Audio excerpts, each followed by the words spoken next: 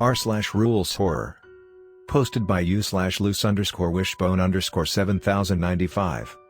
The Game of the Dead, Born from Dust. You wake up, sweat dripping down your temples. You feel hot, and your lungs are on fire. Darkness surrounds you, making it impossible to understand where you are. In a panic, you stretch your arms in front of you, but your knuckles scrape painfully against a damp, uneven and rough surface. You try struggling, but it's to no avail. You're surrounded, trapped like a rat in a cage, every attempt at escaping increasing your own claustrophobia and paranoia. You can't breathe properly. Only a sliver of oxygen manages to keep you conscious and alive. The air is rancid, and it smells of mold, rot and decay. Because of your frenzied movements, something rolls out of your pocket. You reach for it, and your fingers fumble in the dark as you desperately cling to your last ray of hope. Finally, you are able to grasp something, and you instantly recognize the object you're holding now. A flashlight. You turn it on, and your worst fears come true. You're inside a coffin, nailed shut and with the weight of damp, gravelly dirt squeezing it tightly. You almost regret having found the flashlight, as sometimes ignorance is bliss. You feel dizzy, the awful smell, the lack of oxygen and the suffocating heat are finally getting to you. But then, a whisper, and a soft, cool breeze caresses your ear. "Hey, can you hear me?" Terrified, you freeze. What if it's a ghost? Or worse? "I know you can hear me. Don't be afraid, I won't hurt you." It sounds like a very young girl, maybe 12 or 13, and it speaks in a gentle, hushed tone. You're suspicious, but your current predicament doesn't leave you with a lot of options. I can hear why you stammer, struggling to pronounce every syllable. "Good. I am Sarah. I was the previous, well, owner of the grave you find yourself trapped into." You curse under your breath. A ghost. That's some rotten luck. "You know, I can hear your thoughts. That's mean. I just want to help. If I wanted to hurt you I would have just left you on your own." Fair point, you think, and then you urge the disembodied voice to go on. "I'm glad we could understand each other. Now, where was I? Oh yes. I will help you get out of here, and survive this sick game once and for all." A game? Yes, my dear friend, a game. The Game of the Dead.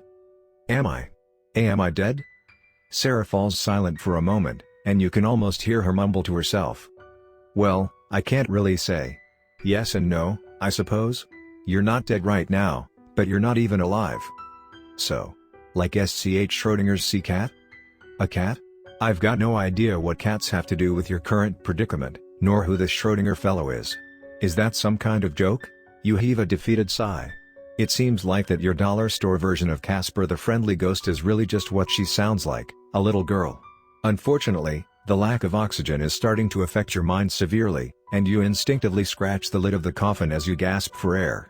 Splinters sink into your nails, and blood flows from the torn skin of your fingers, but you can't feel the pain. You only feel the desperate need for fresh air. "What are you?" "Oh, right. You're still technically a living being.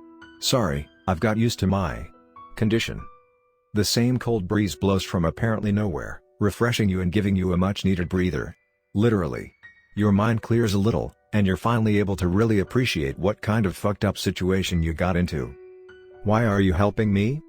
Sarah sighs, and you feel like the little spirit has seen horrible things. "I don't want them to do this anymore. I just wanted to rest in peace. But they dug me up and threw away my bones, awakening me from the slumber of death just to witness many innocent souls be buried alive in my stead. I. She stammers, and for a second you can definitely tell that something is weighing on her. "I tried to ignore it at first. I am just a weak little girl. How could I stop them? But the things I've seen, I've heard. They begged and pleaded, scratched and fought, only to die and be forgotten in my cursed coffin. I'm done hiding. This has to stop." You can feel her looking at you. "I will help you get out of here, and in exchange you will help me stop this nightmare, and finally return my remains to their proper resting place." You nod. "Deal. But first, who are they?" I don't know. They seem human, and I'm sure at one point they were. But now, they are also something more. Something worse. But there's no time to ponder such things. I will now give you a set of instructions, and if you follow them I can guarantee your survival. Every game, even one as twisted as this one, must have rules. Are you ready? Here I go. 1. The game is basically a test of endurance. Other unfortunate souls just like you are trapped all around this graveyard. The goal is to dig yourself out of this grave, without alerting your captors and the many dangers that roam this god-forsaken place. To this end, you've been buried together with a small knife and a tiny shovel. You must use them to first carve the lid of this coffin, and then dig your way out. I can only help you during the night, so you have until sunrise before I can no longer supply you with fresh air to breathe. 2. Obviously, all the scratching and digging you'll be doing will make a lot of noise. The captor's goal is to prevent you from escaping your coffin, but even they don't know where you are buried, so they rely on sound to track you down. If you hear the muffled sound of a bell and heavy footsteps, you have to stop doing what you're doing and stay perfectly still. Don't even breathe as long as you can hear the bell. 3. As I mentioned, your jailers aren't the only ones you should be worried about. You see, I'm not the only lost soul they've ripped from death's loving embrace. Many more graves have been dug up and many more remains have been scattered to the wind, dragging their previous owners back from the afterlife. Some have been purposefully tortured and tormented to drive them insane, while others have gone mad on their own.